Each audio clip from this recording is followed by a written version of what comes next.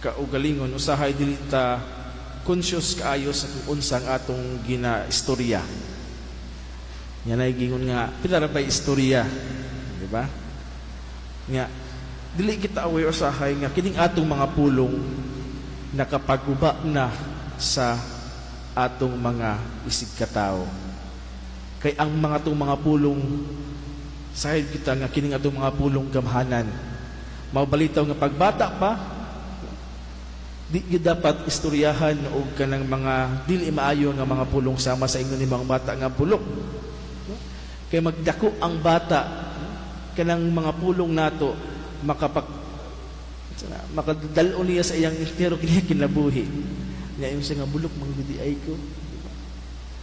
Nya dili kana maayo nga dalon sa entero kinabuhi sa bata. Nya ang kinabuhi niya mapiktuhan gyud sa pinaagi lang sa mga pulong sa iyang mga ginikanan. Diba? Kung ang ginikanan sige away, kung kanunay makadungog ang bata nga sige ra panungadyaw, sige ra pamalikas ang iyang mga ginikanan, dalon niya kana hangtod magdako siya. Nya sige ra ma-accuse no? Nga kining mga Katoliko ining guman nagsimba ang mga baba gakutib-kutibra. Kanang maritising na no? Maritising in the morning, butag sayo pa magtapok na. Kay nya kita ang istorya diri sa primero kuan pa pag-abot sa unahan para mahalin pakapinan, di ba? Murag smaki og mga tapsilog sa una, mga chichirya, pakapinan para mahalin. Nga nang atong usahay na kay pinaral ba istorya lagi usahay ng conscious ni ana. Apan karon mga adlaw, karon atong sa atong mga pagbasa, gipahinumduman kita nga ang pulong nato gamhanan.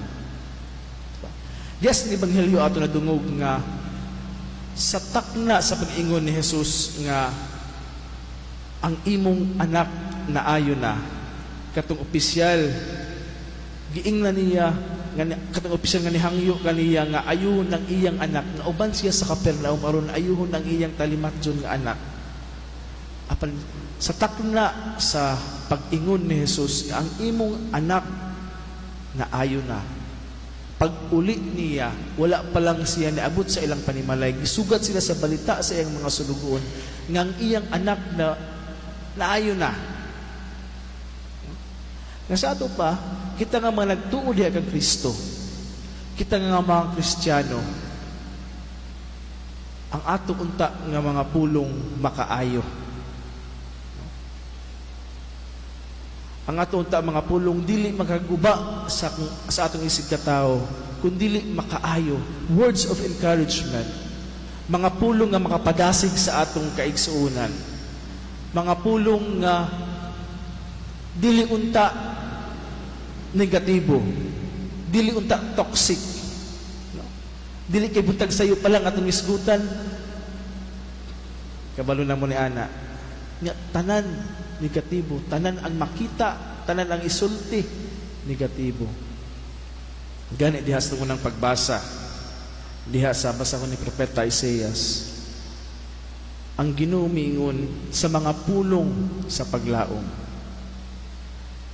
Dili na hinumduman ang langagi, busa paglipay pag-ayo, hangtod sa hangtod, bla bla bla bla bla.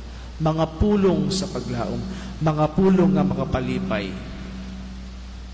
Katong Marso 5, dito mi nag-attain og ordination sa among batch sa Malay-Balay, dito sa Bukidnon sa Don Carlos, sa Masimag.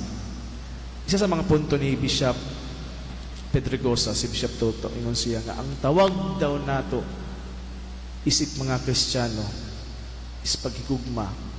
Nya kanang call to love is a call to happiness. Nga kita nga gitawag sa pagkamahigugmaon, gitawag kita sa pagkamalipayon. Ug kana usab ang ato kanunay ihatag daw sa uban nga mataglantaw sa uban kanato, makita nila ang pagkamalipayon diha sa atong kaugalingon. Pagkamalipayon tungod kinagtuo kita sa atong Ginoo nga nitawag usab kanato sa pagkamalipayon. Ug kita nga gitawag sa pagsulti.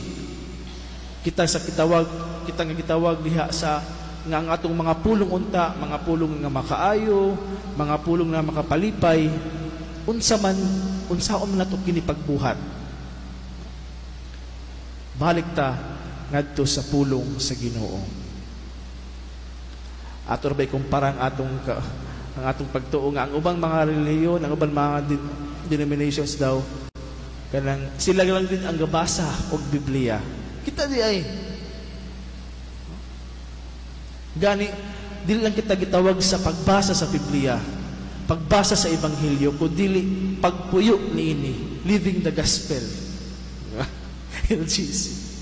Pagpuyo diha sa Ebanghelyo sa kung unsa man ang atong ginabasa.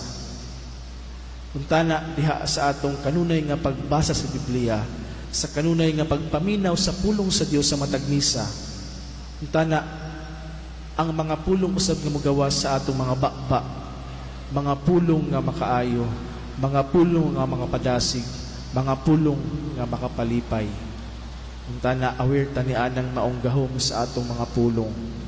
Kay it's either we break or we make ang atong mga igsuon.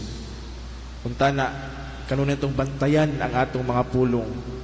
Kung wala kitay maayo nga mahiistorya, maghilom na lang ta. Untana ato kanunay higugmaon ug ato kanunay nga ibutang sa atong kasing-kasing kunahuna ang mga pulong sa atong Ginoo. Aron kita mahimong tiunay nga magtutuo diha kaniya nga mao ang pulong mismo sa Ginoo nga si Hesukristo. Hinaot paunta. Palihog manindog atong